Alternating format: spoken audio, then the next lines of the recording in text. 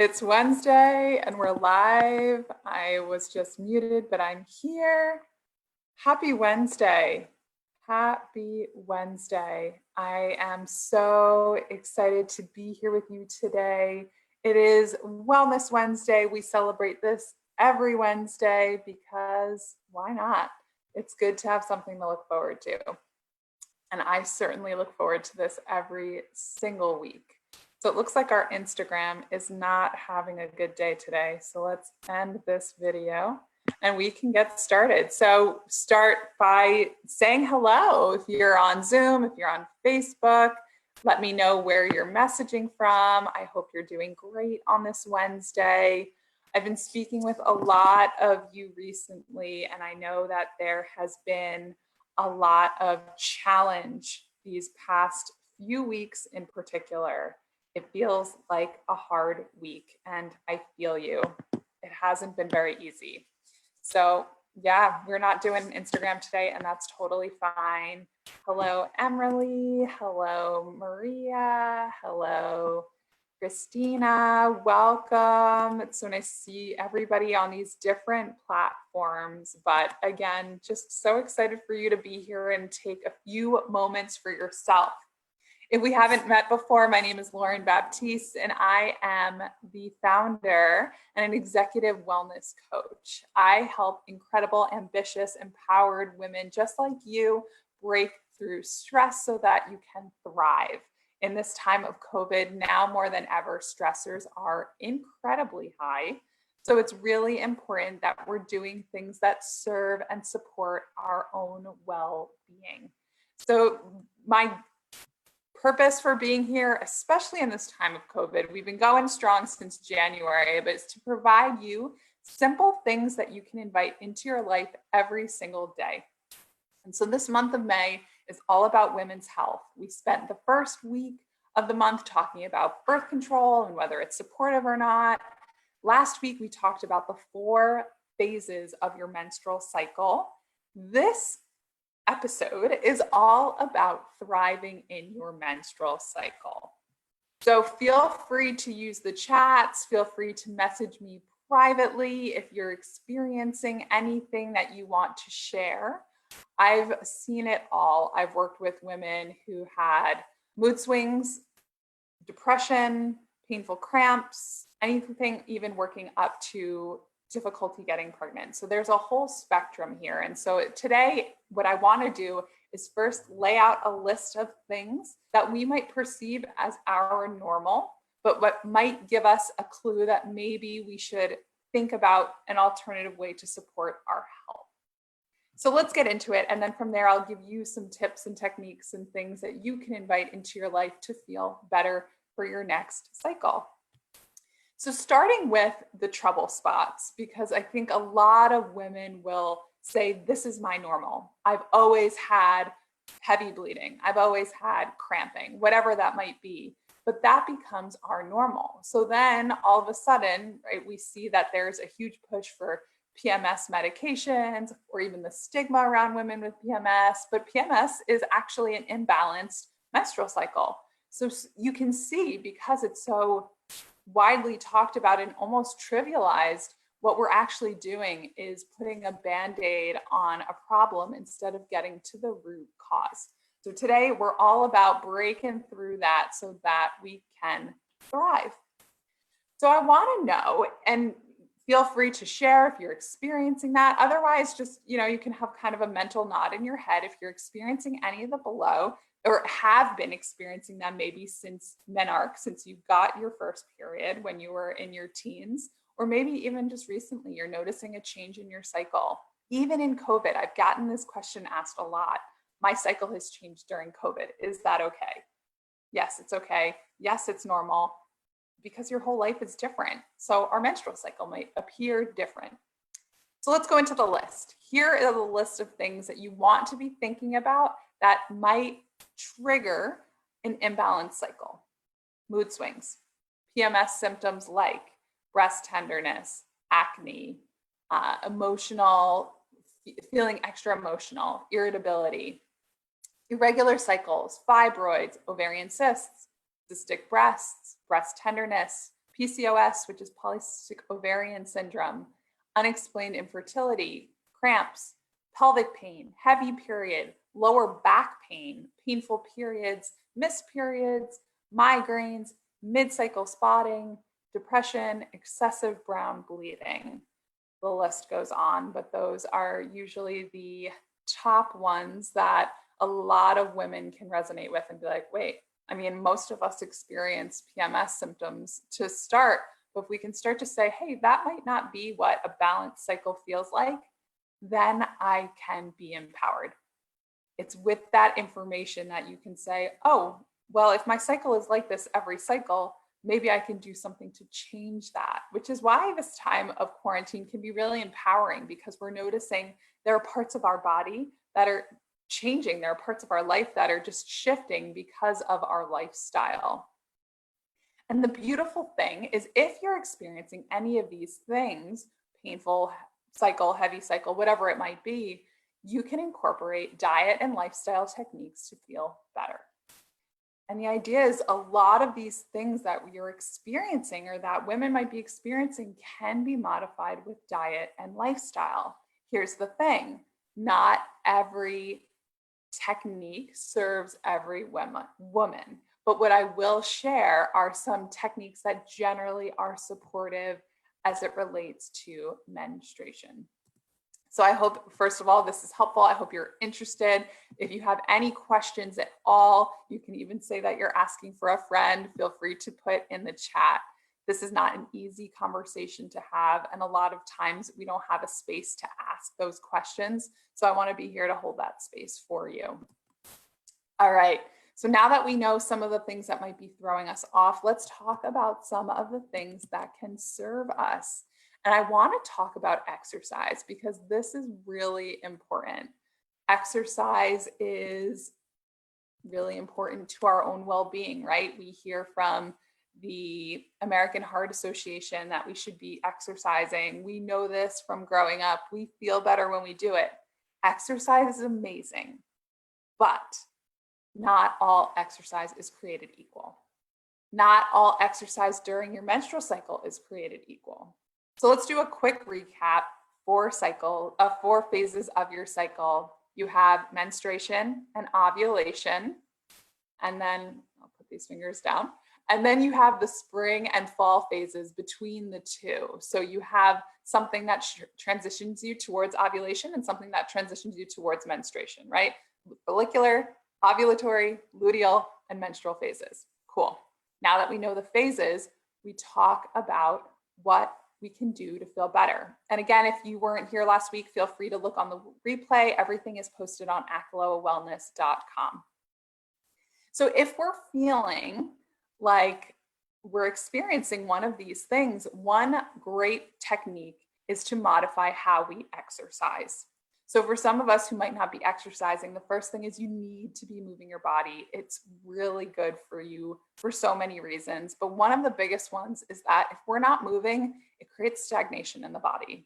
According to Ayurveda, stagnation is where disease begins. A lot of times we even hear this, right, in our own body, is that things get stuck or cancers begin in places that there's no oxygen. So we really want to oxygenate the body. One way that's really easy to do that is with exercise. Now, for my ladies, I want to be really mindful of what type of exercise you're doing throughout your cycle. In the different phases, you have different needs. We talked about different personality types. Maybe we'll get into that in a little bit more detail. But today, it's just talking about what you need as you're going through your cycle. So the first part of your cycle, as you're feeling really outgoing, this is the day after you stop bleeding, right? So the first day of not bleeding, that starts your follicular phase. During that time of your cycle, you would really, usually, right? And when I talk to women, appreciate exercise that's fun and creative and maybe new and exciting, maybe something that's going for a nice long run or doing a CrossFit class or trying that new trail that you've been thinking about, or a new class that you've never even considered before. That is the time that your body can handle it and that your mind usually craves it. So it's a really cool time to try something new. The second phase, your ovulatory phase, this is when you're ovulating. this is when you can do your strongest work. So if you are looking to do a long run or go on a marathon, I guess, right? Whatever you have that feels good for you. Oh, Laura's question, the first phase, the follicular phase, starts the day after you bleed. The day after you stop bleeding, excuse me. So your first day without blood. Hopefully that's clear, Laura. And so as we're going through, right, thinking of the different phases, the different needs, the different exercises in your ovulatory phase, because you're so strong, this might be the time that you're wanting to flip tires or do the big bike ride or the thing that feels really good, you know, where you really want to sweat a lot, your hot yoga. But the thing is, right after you ovulate, you want to start to take it down. Now, the point after ovulation, this is where your body is trying to decipher, am I trying to hold a baby, right? Am I trying to get pregnant or am I not? If I don't, then I shed my uterine lining and then I move on, right? That's when I go to menstruation. If I'm pregnant, then the body starts to shift gears into what pregnancy would be. So at that time, it's really confusing for your body. And in Ayurveda and in life, they say when things are complicated, invite a really simple solution. So as life is getting complicated in the body, what I want to do is begin to slow down. So if I'm doing all of this cardio type of exercise in the beginning of my cycle, as I shift toward the end of my cycle, what might be really nice is a yoga class, going for a jog instead of a hard run, there's so many things we can do, something that feels easier. And then you want to shift into that final phase of your menstrual cycle, feeling the easiest, really restful, restorative yoga, maybe just taking a shavasana or even yoga nidra, which is sleep yoga. It's amazing if you haven't tried it.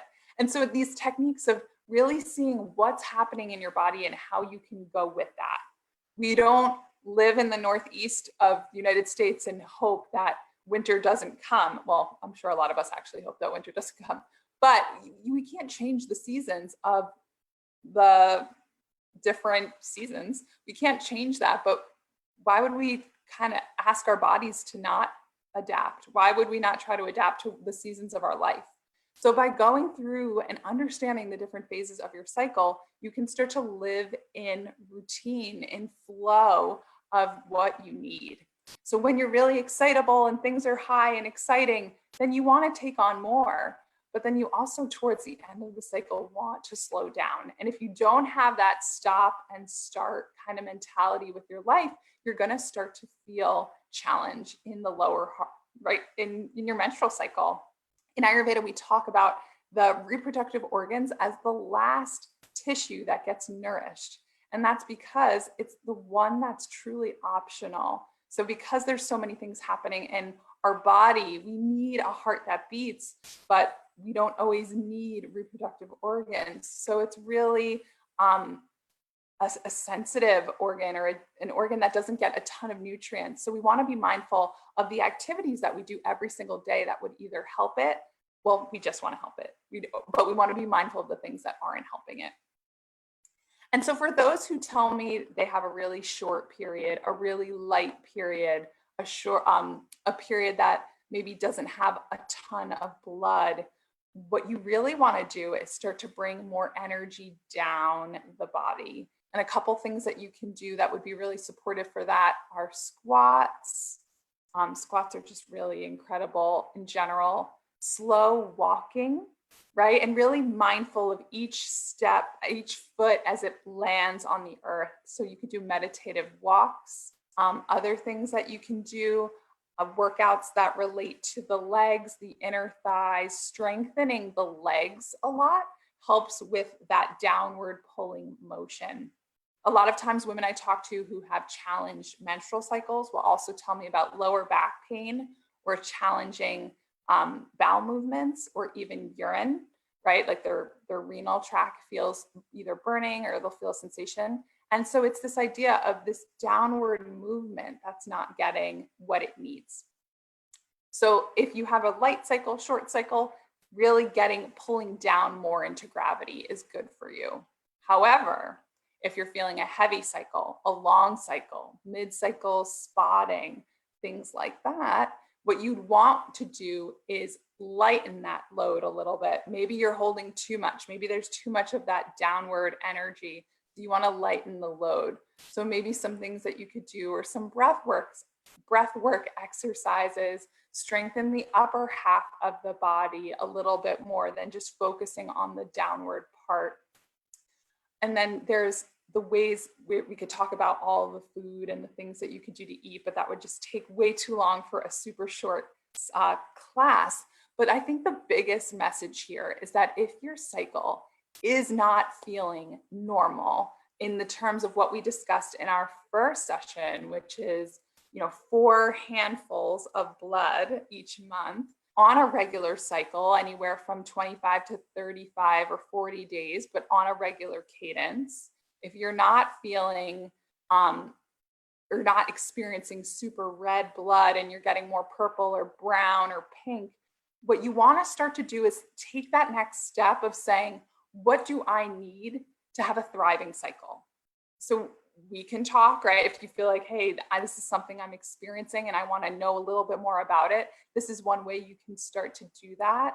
But really starting, a lot of times when I talk to women, they'll be like, I don't even look, I don't even notice. And I really want to invite you to notice. Starting even from last week, understanding where you are in those 4 phases. Right? We usually just notice when we menstruate, maybe when we ovulate if we're looking to get pregnant, but we're not really checking in every day.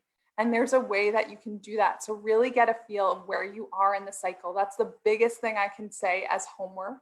The second takeaway, if you start to embrace that and embody that, look at the quality of your menstrual cycle. Start to notice the duration of days, the quality of blood, the consistency of the blood, and so much more. Notice your emotions. Notice that, when do you get in fights with others? Is it during your premenstrual cycle? Is it during another part of your cycle? When do you feel exhausted?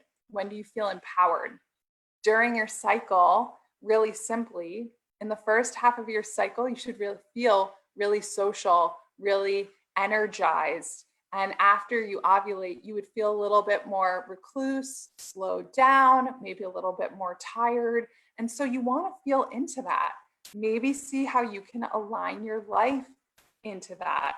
Now, you can't change when your friend plans their wedding or when something happens, right? We're not going to just not go, but maybe we can buffer it, knowing that I have a big event this weekend.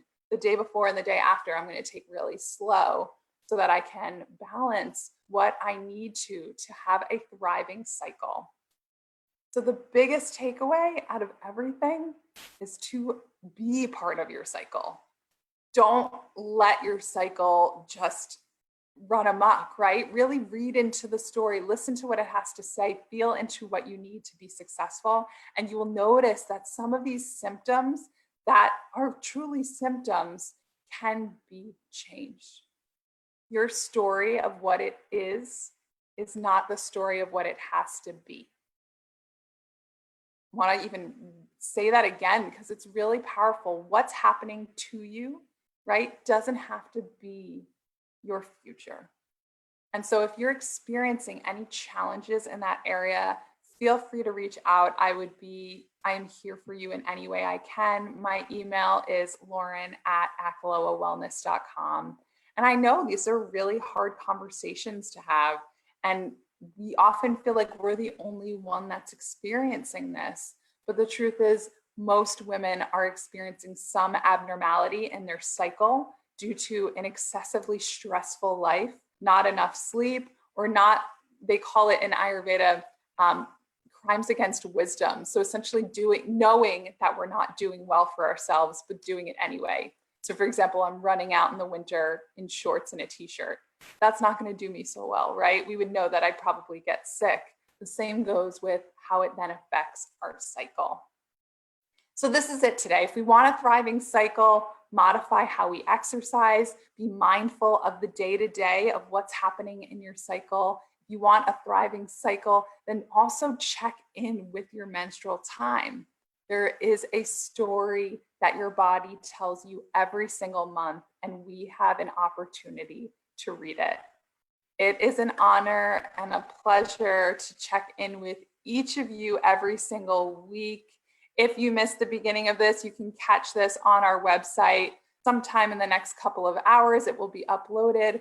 But share this. If you know a woman who's experiencing something, connect her to somebody, something, some resource to give her hope. So often as women, we struggle on our own, and that doesn't have to be the case. So if you have any questions, if I can support you in any way, this is a really hard time to just be. And so I honor that, I get that, and I'm here to support you through that. And I wish you a beautiful day. Where we are going next week is our menopause story. Now, before you hang up or before you disconnect, and if you're already in menopause, we'll talk about what you can do to keep it feeling good, or at least get it to feeling good. And if you are premenopausal, you need to be here, because the things that we do now are what affect us when we hit that time of our life. That chapter is coming, whether we like it or not. If we can do a couple things now to feel good, then I suggest it highly. Thank you so much for joining. It's a pleasure to be with you this week and every single week at 1 p.m. Eastern. Thank you, everybody, for joining. Please don't hesitate to reach out. I'm here for you in any way I can be. Have a beautiful and blessed rest of your week. Talk soon. Thank you. Thanks, Laura. Thanks, Mary. Thanks, ladies. So awesome having everybody.